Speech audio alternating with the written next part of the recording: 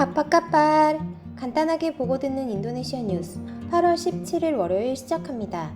좋아요와 구독 버튼 잊지 마세요. 인도네시아 코로나19 현황입니다.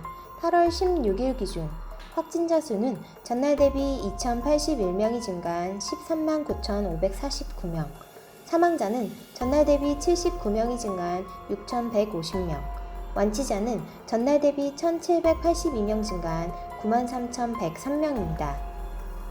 환율 소식입니다.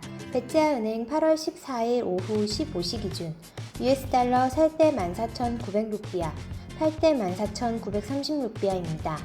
루피아 대 하나 정보입니다.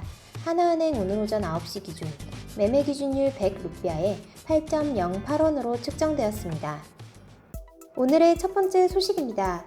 조코 위도도 인도네시아 대통령이 코로나19 사태에 따른 경제 상황을 컴퓨터 고장에 비유하며 재부팅이 필요하다고 강조했습니다. 조코위 대통령은 전날 의회에 2,747조 5천억 루피아 규모의 2021년도 국가 예산안을 제출하며 시정연설을 했습니다. 조코위 대통령은 인도네시아를 포함해 각국의 경제 상황은 컴퓨터 고장과 유사하다며 짧은 셧다운과 재시작, 재부팅을 해야 한다고 말했습니다. 이어 우리는 지금 위기를 큰 도약의 기회로 삼아야 한다고 촉구했습니다. 인도네시아 정부는 올해 경제 성장률은 0%에 가까울 것으로 추산하고 내년도 경제 성장률은 4.5%에서 5.5%로 설정했습니다. 인도네시아의 경제 성장률은 2016년부터 작년까지 4년 연속 5%대를 기록했으나 올해 1분기 경제 성장률은 전년 대비 2.97%, 2분기는 마이너스 5.32%로 아시아 외환위기를 겪은 1999년 1분기 이후 21년 만에 최저치를 기록했습니다. 다음 소식입니다. 아니스 자카르타 주 지사는 PSBB 1단계 전환기간을 8월 27일까지 2주 더 연장한다고 밝혔습니다. 최근 자카르타의 코로나19 확진자가 더욱 증가하는 추세에 따라 자카르타 주 정부는 전염병 전문가, 지역 지도자들과 협의하여 감염 확산되는 것을 줄이기 위해 이번 PSBB 전환기간을 연장하기로 결정했다고 전했습니다. 아니스 주 지사는 사무실, 병원, 공공장소에 대한 감독을 강화할 것이며 카프리데이와 같은 많은 사람들이 모이는 활동을 일시적으로 중단할 것이라고 말했습니다. 지난 6월 초부터 시작된 자카르타주 PSBB 전환기간 연장은 이번이 네 번째입니다. 다음 소식입니다. 인도네시아 정부가 코로나19 사태로 올해 연말까지 외국인 관광객을 계속 받지 않겠다고 밝혔습니다. 루훗 해양투자조정 장관은 코로나 충격으로 무너진 관광산업 복원을 위해 국내 관광객에 집중하자며 연말까지 외국인 관광객을 받지 않을 것, 관광업계가 코로나 충격에서 회복하려면 빨라도 10개월은 걸릴 것으로 본다며 우리부터 먼저 뭉치자라고 말했습니다. 인도네시아 정부는 코로나 사태로 4월 2일부터 단기 체류 비자 등 소지자를 제외한 모든 외국인의 입국을 금지하고 있습니다.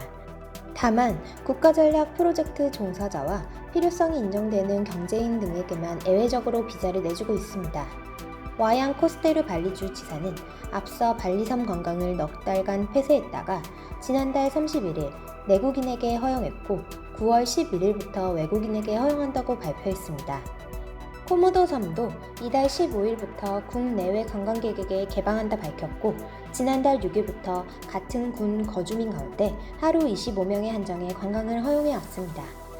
하지만 중앙정부가 외국인 관광객을 연말까지 받지 않기로 하면서 제동이 걸렸습니다. 루훗 장관은 외국인 단순 관광객의 입국을 계속 제한하는 대신 온라인 또는 재택근무가 가능한 외국인 기술자가 발리에서 일하도록 유치하는 방안과 인도네시아 내국인이 발리 병원에서 의료관광을 누리도록 하는 방안을 검토하고 있습니다.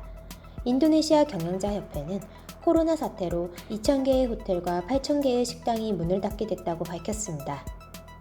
다음 소식입니다.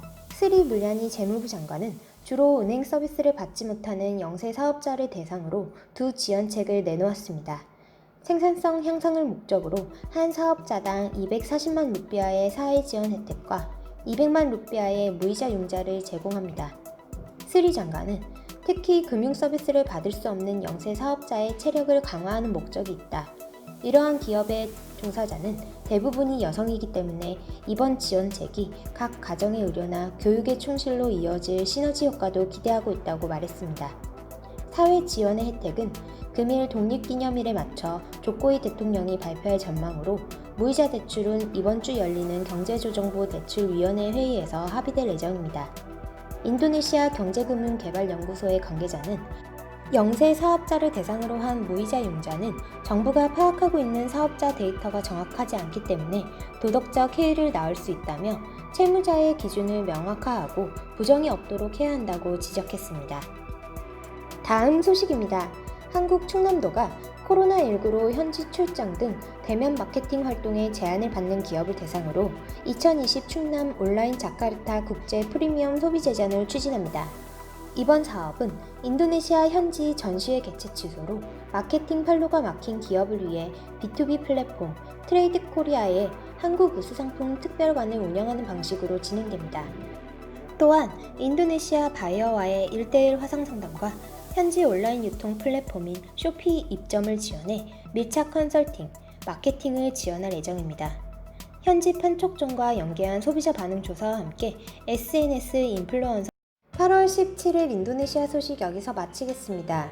유익한 정보 되셨으면 좋아요와 구독 버튼 부탁드립니다. Terima kasih.